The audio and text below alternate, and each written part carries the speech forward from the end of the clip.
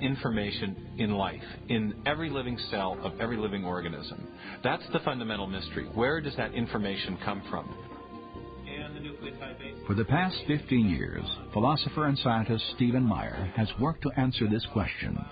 Meyer has developed an argument to demonstrate that intelligent design provides the best explanation for the origin of information necessary to build the first living cell. The information that the DNA molecule holds. It's part of our knowledge base that intelligent agents can produce information-rich systems. So the argument is not based on what we don't know, but it's based on what we do know about the cause and effect structure of the world. We know at present there is no naturalistic explanation, no natural cause that produces information. Not natural selection, not self-organizational processes, not pure chance. But we do know of a cause which is capable of producing information, and that is intelligence. So when people infer design from the presence of information in DNA, they're effectively making what's called in the historical sciences an inference to the best explanation. So when we find an information-rich system in the cell, in the DNA molecule specifically, we can infer that an intelligence played a role in the origin of that system, even if we weren't there to observe the system coming into existence.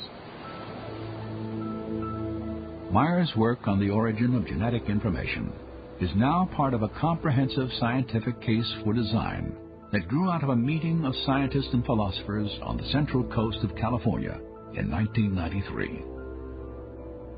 Their objective was to reassess an idea that had dominated biology for more than a century. In the process, they gave birth to a theory that has become known as intelligent design.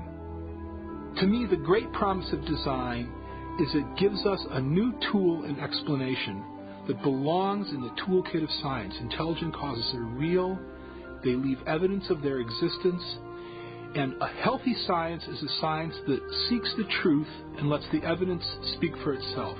The argument for intelligent design is based on observation of the facts. Now that's my definition of good science. It's observation of the facts. Now when you observe the facts, as Michael Behe has done, what do you observe?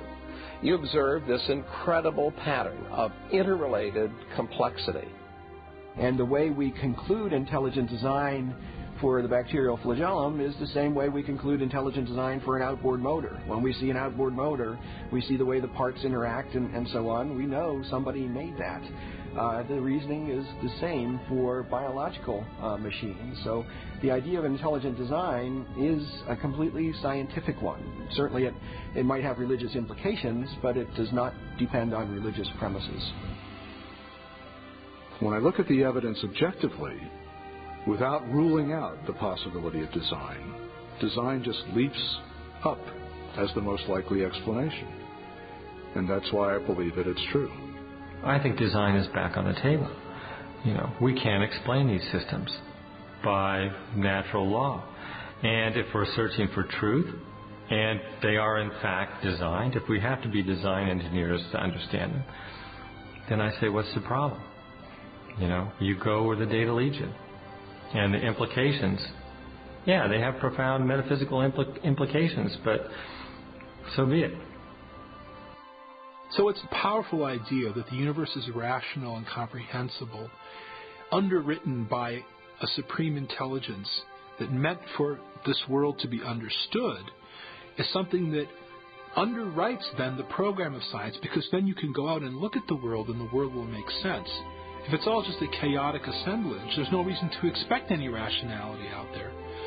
But if it in fact is the product of a mind, then you can go out and science becomes this enormous, wonderful puzzle-solving project in which you can expect to find rationality and beauty and comprehensibility right at the foundation of things.